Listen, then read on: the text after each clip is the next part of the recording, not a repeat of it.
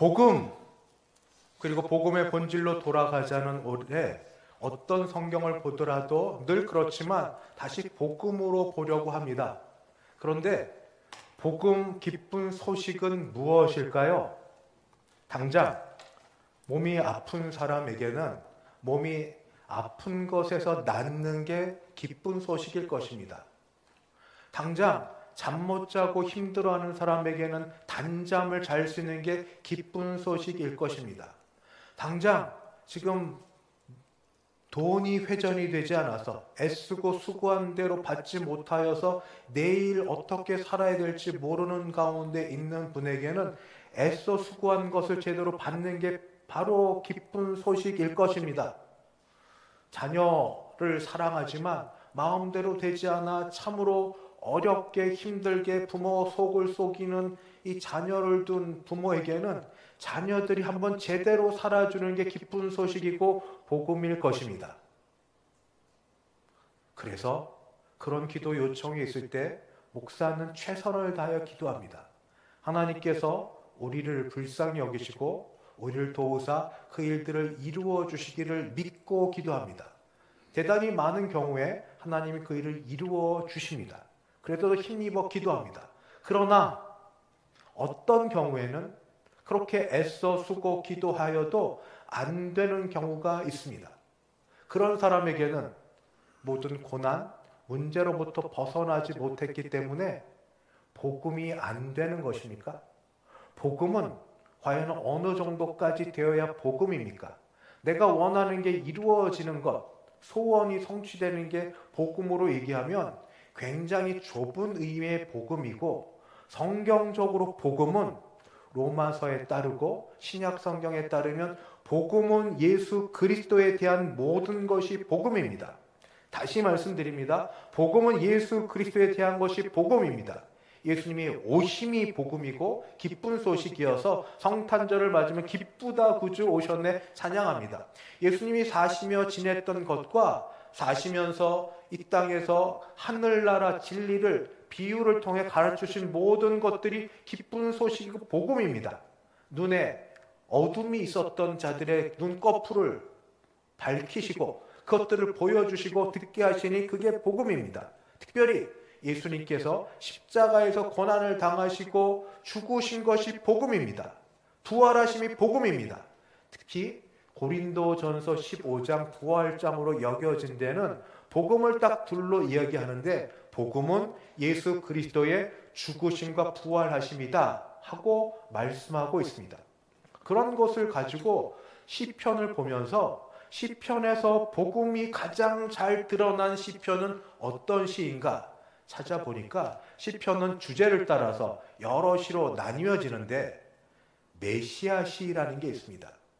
시편은 인생의 고난, 슬픔, 어려움, 즐거움, 찬양이 많이 있는 가운데도 주제가 메시아 시라는 시들이 있는데 특히 오늘 읽은 시편 22편은 메시아 시편의 가장 대표적인 시고 여기에서 바로 예수님에 대한 것들을 볼 수 있습니다.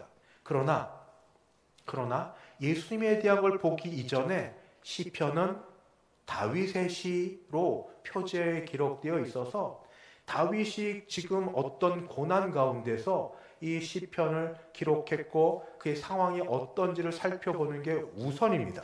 첫 번째, 다윗은 지금 심각한 고난 가운데 있는데 심각한 고난은 어떤 고난이냐 하면 버림받음과 그리고 버림받은 가운데서 하나님께 도움을 요청하되 도움을 받지 못하는 비참한 상황 가운데 있는 게 그의 고난의 시작입니다.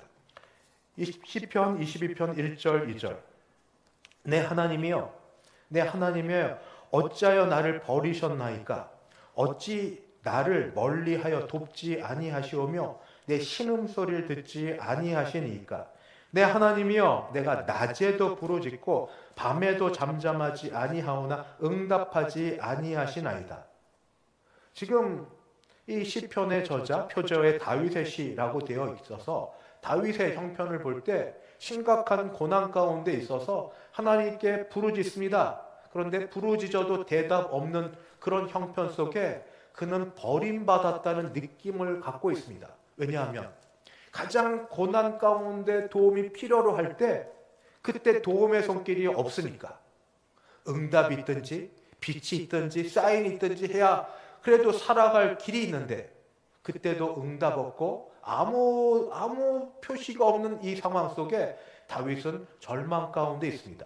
그러나 그 가운데도 다윗은 놓치지 않는 게 있습니다. 무엇이냐면 하나님을 나의 하나님, 나의 하나님 또는 내 하나님이라고 연거푸 부르는 겁니다. 1절에 다시 보면 내 하나님이여 내 하나님이여 어찌하여 나를 버리셨나이까.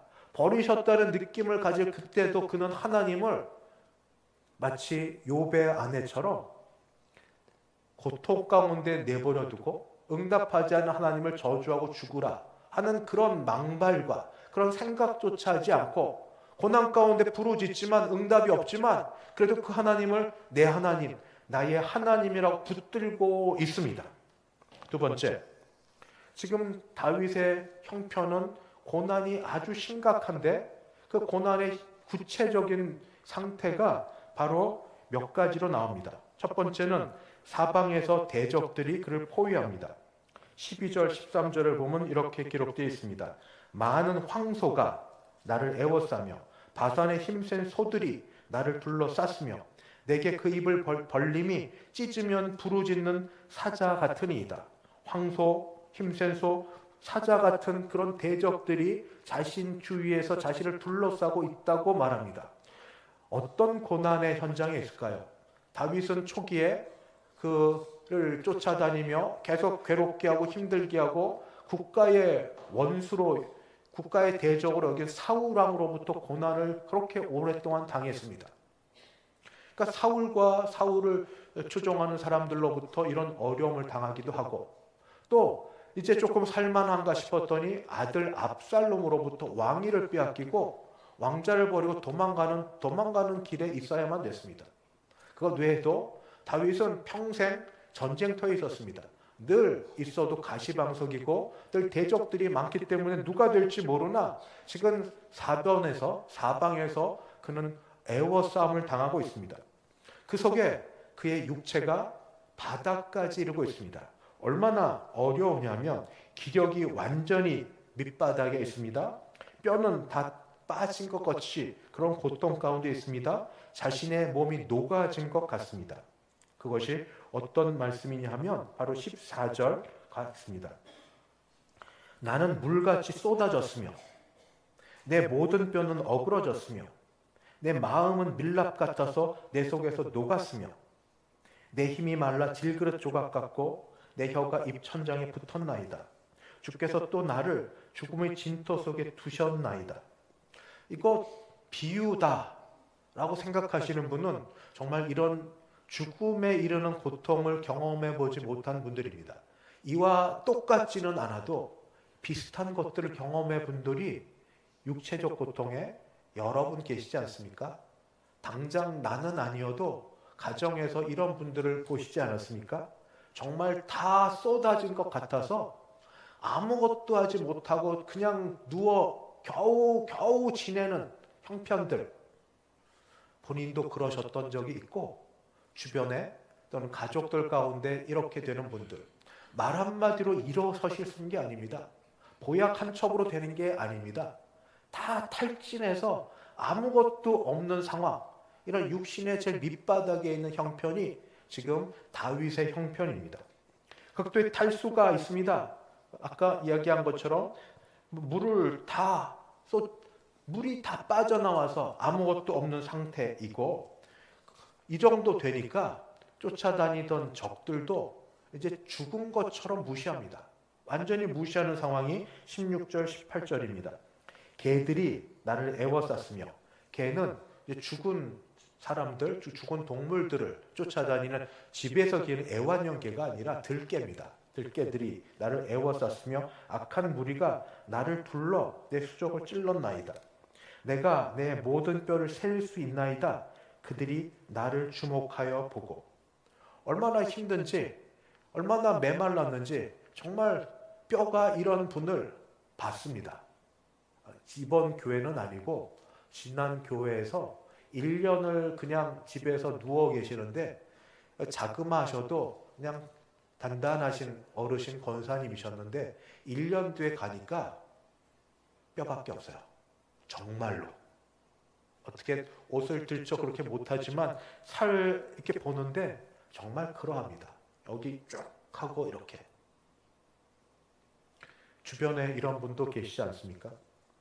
이런 가운데 제일 밑바닥에 힘든 가운데서도 다윗이 했던 일은 뭐냐 하면 그 가운데도 그는 놓치지 않는 게 있습니다. 그게 무엇인가? 먼저 하나님입니다. 본인이 불러도 대답하지 않은 하나님이지만 그래서 하나님을 그래도 내 하나님이라고 관계를 끊지 않고 붙들지만 그 하나님의 본질, 하나님의 본성에 대해서는 망발도 하지 않고 오해도 하지 않고 억지로 곡해도 하지 않으려고 합니다. 그 하나님은 어떤 분이신가? 바로 3절 말씀입니다. 이스라엘의 찬송 중에 계시는 주여, 주는 거룩하시니이다. 이런 고난 가운데 있으면서도 하나님에 대해서는 주는 거룩하신 분이라고 그렇게 고백합니다.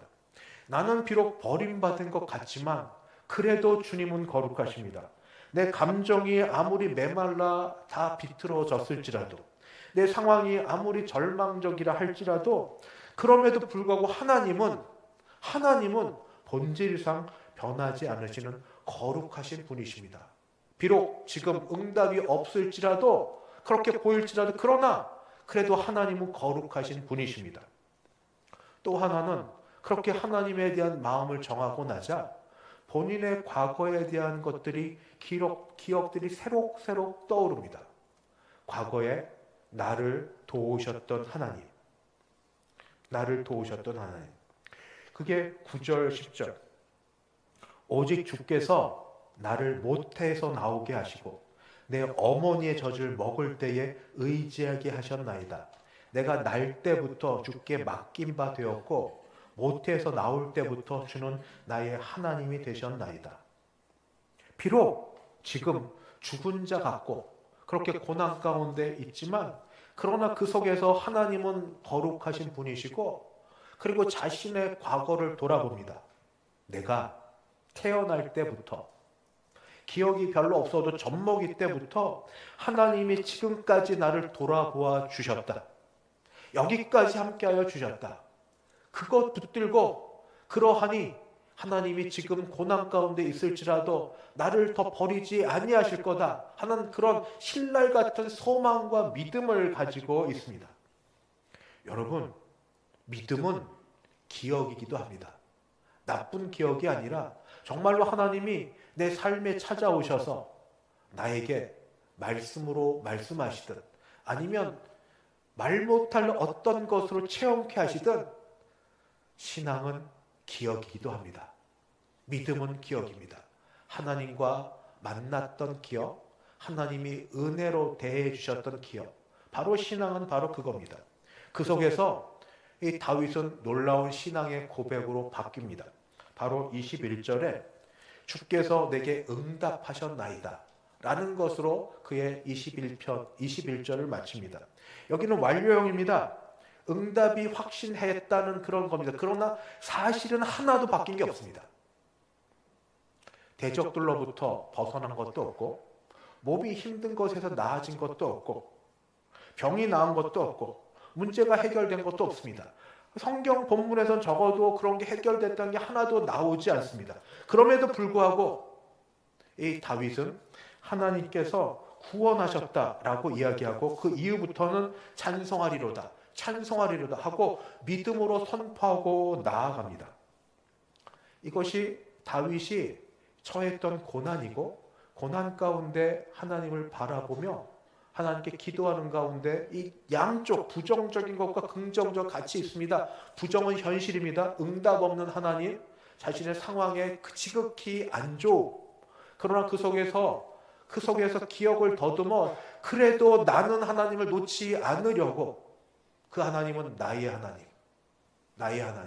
과거를 돌이켜보면서 나를 지금껏 사랑하셨고 지켜오셨던 하나님, 그 하나님 붙들며 그 하나님이 나를 구원하셨다.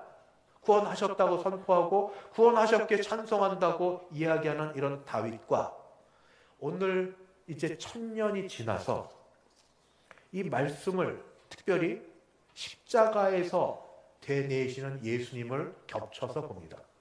유대인들은 보통 다 말씀을 암송하고 지냈습니다. 암송하고 지내서 시편도 특별히 다 암송하고 지냈는데 예수님이 오신 모든 게 복음이라고 했는데 특히 십자가에서 고난이 우리에게 복음입니다. 왜 그런지 말씀드리겠습니다. 예수님 십자가에 달리시면서 바로 첫 마디가 나의 하나님 나의 하나님 어찌하여 나를 버리셨나이까 엘리 엘리 라마 사박다니. 어디서 들어본 말 같지 않습니까? 다윗의 첫 마디였습니다. 시편 22편 1절. 내 하나님 어찌하여 나를 버리셨나이까 어찌하여 나를 멀리하며 돕지 아니하시며 나의 신음소리를 듣지 아니하시나이까. 예수님은 십자가 위에서 바로 다윗이 그 고난 가운데 부르짖었던 그 말씀을 자신의 말씀으로 하시면서 바로 십자가의 고난을 시작하십니다. 그러면서 십자가에서 있었던 모든 일들이 사실은 시편 22편에 너무나 정확하게 사실처럼 보여지고 있습니다. 예를 들면 시편 22편 7절 8절 나를 보는 자는 여호와께 의탁하니 구원하실걸, 이런 말씀은 마태복음 27장 43절 하나님을 신뢰하니 하나님이 원하시면 이제 그를 구원하실지어다 하고 주변 사람들이 조롱하는 것. 시편 22편 15절 내 혀가 입천장에 붙었나이다 다윗이 얘기했던 그것이 주님께서는 요한복음 19장 28절에서 내가 목마르다 하는 것으로, 수족을 찔린 것 시편 22편 16절에 내 수족을 찔렸나이다가 요한복음 20장 25절 내가 그의 손에 못자국을 보며, 그 발에 그리고 창자국이 있고 발에 못자국이 있고, 또 옷을 나눔 참 독특하고 구체적이죠. 시편 22편 18절에 내 겉옷을 나누며 속옷을 제비 뽑나이다. 실제로 그런 일이 벌어졌습니다. 우연일까요? 아닙니다. 하나님께서 1000년 전에 다윗의 고난의 그 극심한 현장 속에서 다윗이 경험하고 그리고 일어났던 일들을 보여주면서 이 일이 1000년 후 그리스도에게서 일어날 것을 미리 보여주고 있습니다. 그리스도의 고난을 예표하고 있습니다. 그 가운데 다시 복음으로 돌아갑니다. 복음. 우리는 처음 시작이 내가 아플 때 낫는 것이 복음이고 기쁜 소식이고, 경제적으로 어려울 때 단돈 몇만 원, 아니 정말 어려운 몇천 원도 없을 때도 있어요. 밥 한 끼도 어려운 때 단돈 몇천 원, 그거라도 지금 당장 내 손에 쥐어지는 게 기쁜 소식 복음이고, 정말 힘들어할 때 거기서 벗어나는 게 복음이라고 한다면 도대체 예수님의 고난당하심이 무슨 복음입니까? 어떻게 복음이 됩니까?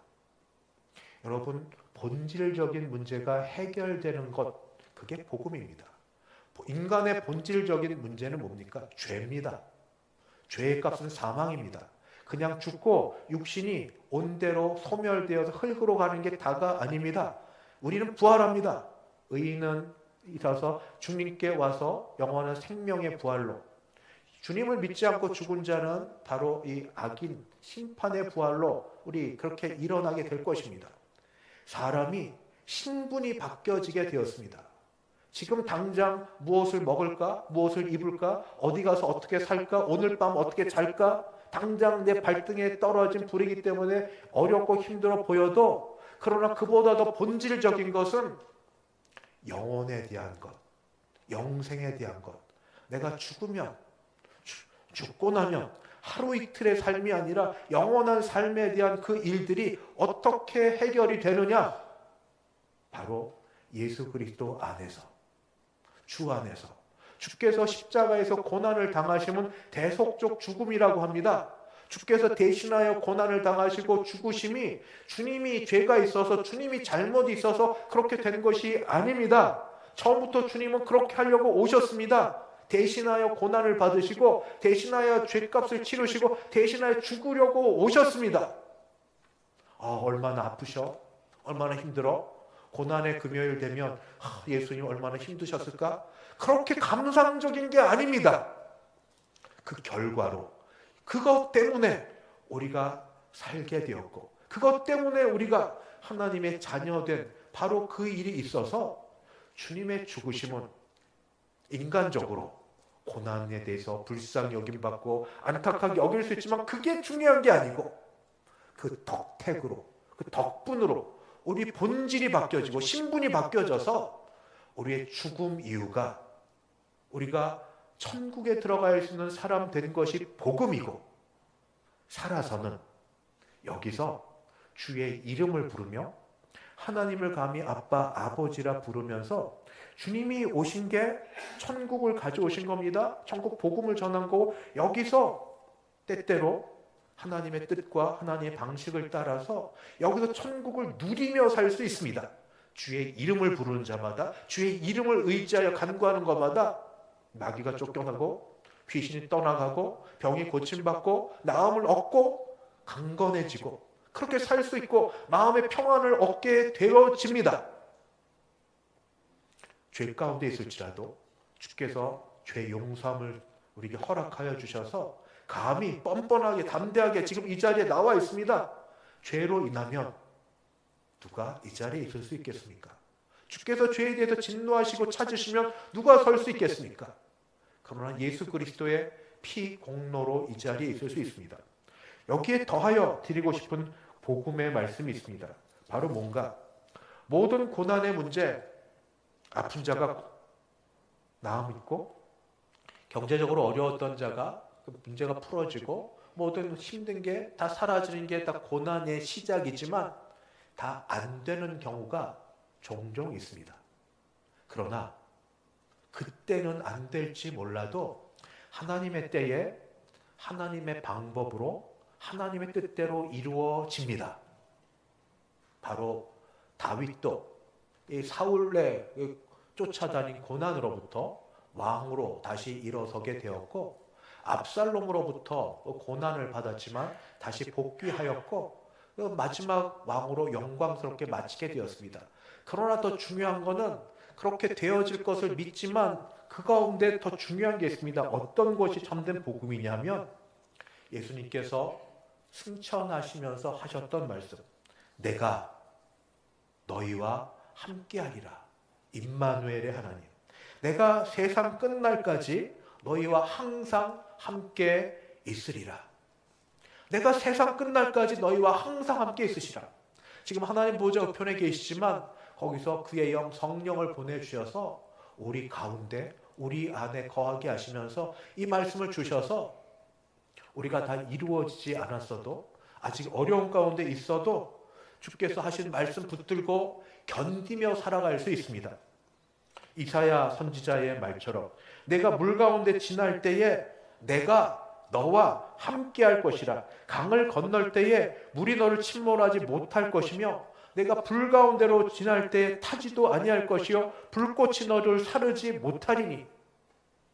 물을 제거하지 않으셨습니다. 불을 제거하지 않으셨습니다. 물 가운데로 지나고 불 가운데로 지납니다. 그러나 그때 함께하여 주십니다. 내가 너와 함께하리라. 내가 너와 함께하리라. 수고하고 무거운 짐진 자들아 다 내게로 오라. 내가 너희를 쉬게 하리라. 아무것도 안 하게 아니라 같이 팔짱 끼고 같이 어깨짐 지고 같이 걷고 동행하여 주시다고 주께서 말씀하여 주셨습니다. 죽어서 천국 가는 그런 복음 이전에 여기서 주님이 동행하여 주시는 복이 있습니다. 하나 더, 고난은 그게 어떤 고난이든 반드시 끝이 있습니다. 예수님이 십자가에 죽으셨지만 사흘 뒤에 부활하여 살아나셨습니다. 부활이 뭡니까? 고난이 고난으로 끝나지 않는다는 겁니다. 고난은 끝나고 반드시 하나님의 새 역사가 이루어집니다. 죽음이 끝이 아닙니다. 죽음 이후에 새 생명, 부활이 있습니다. 눈물이 영원할 것 같지만 눈물을 말리게 하시고 부활과 영광으로 우리를 맞아 주실 것입니다. 말씀을 마치겠습니다. 사랑하는 성도 여러분, 우리 가운데 고난당한 분들이 여럿 있으십니다. 지난주에 우리 부모님, 어머님을 먼저 보낸 분부터 시작하여서 계속해서 몸이 아프고 힘든 가운데 지금 정말 믿음으로 교회에 오셨습니다. 또 가정에서도 그러하고 말 못할 여러 형편 가운데 있습니다. 기도 하나, 어떤 때는 하나님 들어주신 것 같은데 어떤 때는 여전한 것 같아서 마음이 이렇게 움직이고 흔들리는 분들도 많습니다. 가정에 상처가 있고 자녀 때문에 마음이 찢어지고 이런 마음이 있을 때 혹여라도 기도해도 응답이 없는 그때에 하나님이 나를 버리신 것 같아. 또 주변의 사람들이 괜히 알지도 못하면서 떠드는 소리가 있습니다. 당신 믿음이 부족해서 그래. 이런 일들에 현혹되지 마십시오. 복음은 그게 아닙니다. 다윗도 다윗처럼 의롭고 다윗처럼 하나님이 사랑하시는 그런 분도 이렇게 고난을 받았고 고난 가운데 기도해도 내 하나님이여 내 하나님이 어찌 나를 버리셨나이까 이런 외침이 있었고 예수님도 동일하게 말씀하셨습니다. 죄가 있고 믿음이 부족해서입니까?